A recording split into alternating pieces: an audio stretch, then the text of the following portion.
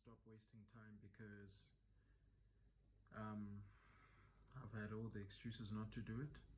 But I'm supposed to be creating content that's meaningful, that speaks to us and our generation.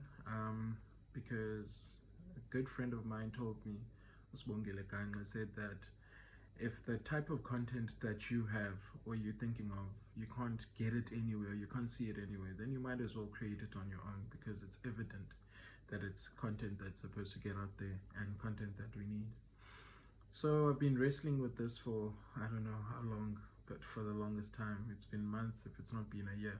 But now I finally decided, you know what, let me wake up today on the morning of my birthday and actually do this and make it the start of me creating content. So I'll speak on various things, everything that faces our lives, because um, I'm not only limited to spirituality, because even though I would only make it about spirituality, since I am like a son of God, I'll also want to speak on everything that involves us or is pertaining to us, because the Word of God says,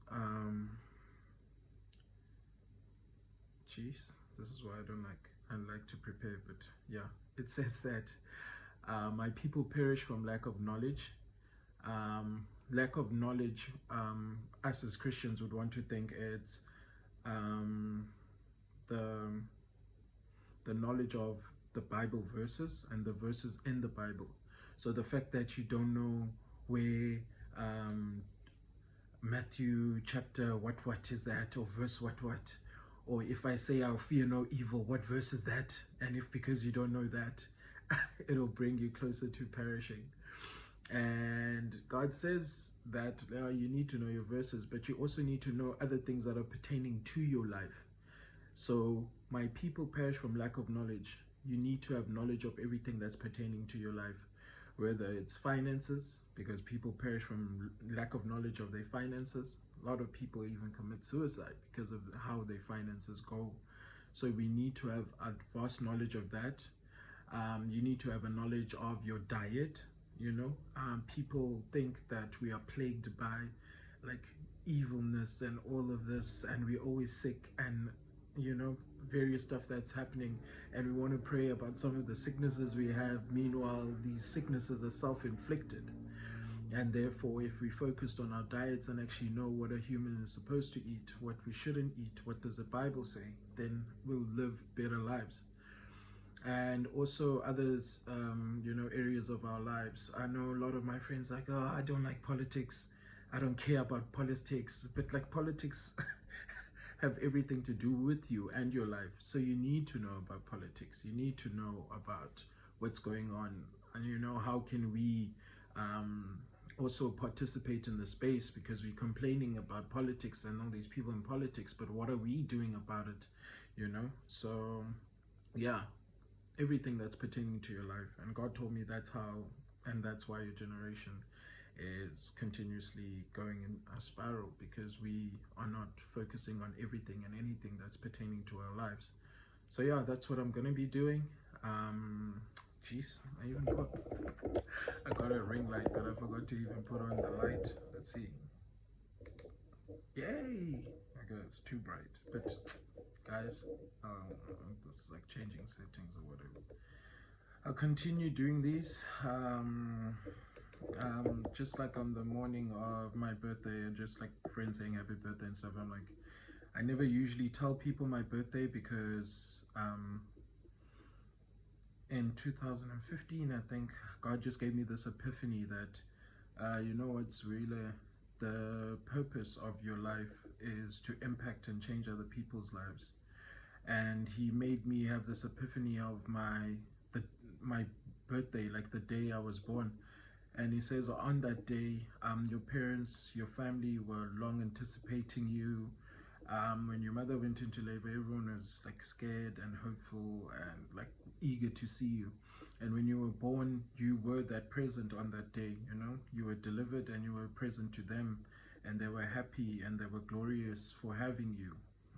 Oh, well, in my case, my name is Sibuyile, so They named me Sivuyile because they were happy on that day, because the direct translation of Sivuyile is like what, we were happy, or yeah.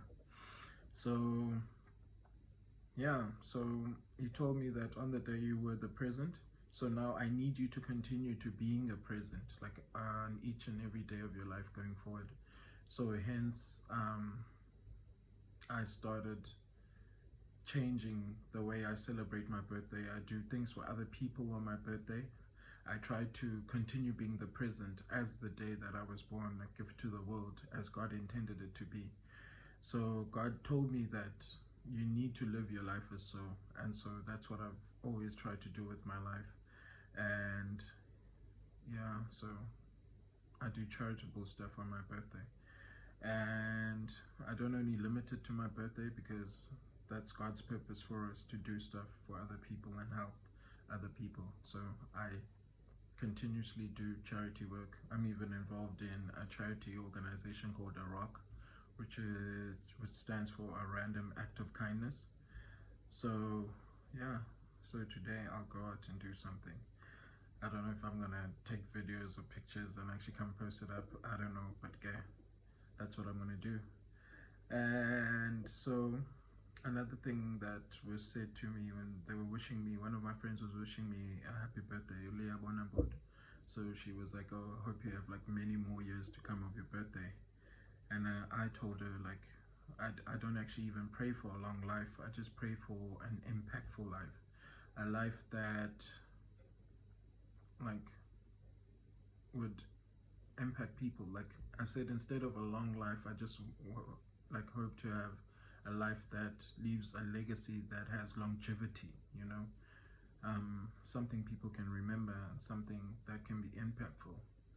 Because I look at a whole load of people that have lived short lives, but their existence still echoes throughout history. Even the likes of Jesus, you know, who I think only lived until 33, but we still talk about him today because of the significance of the person.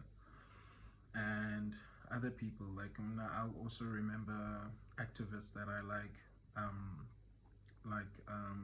was Steve Biko, Tupac. Yes, I think is an activist because I've learned a lot from him as well and the things that he said. Um, People like Nipsey Hussle. Like there's so many people that I gather knowledge from, and I gather like wisdom from, not even limited into Christianity. I forgot this guy, but he's an Indian guy, he has so much wisdom, and he says stuff that resonate with me. And so yeah, I just like to sponge up a whole load of information from people and knowledge. And most of Abantu that I look up to are people that are long gone, and I'm like, yo, if this person was still alive, because they had so much wisdom. And so that's what I wish for my life. You know, I'm not trying to live until I'm 100, unless if those years that I still have to live are going to be impactful. And when I do leave this earth on 100, then like it's evident that yes, this man was here, he left his mark, and this is what he done for his people.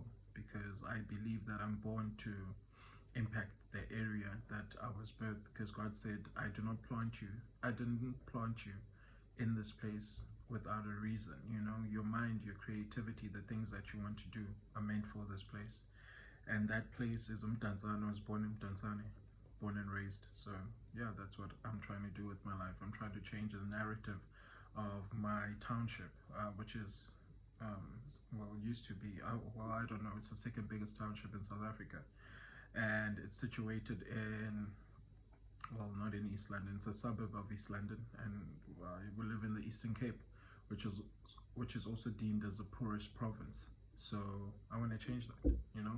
I want to make my township or my city or my entire province to be the cornerstone of South Africa's economy, or even Africa's economy, and actually turn this place around from being the poorest to being the richest place. And not just rich in monetary value, but spirituality, knowledge, everything. Yeah, that's it, guys. I don't want to talk any further. Yeah, I tried to make this 5 minutes, but it didn't work. Bye.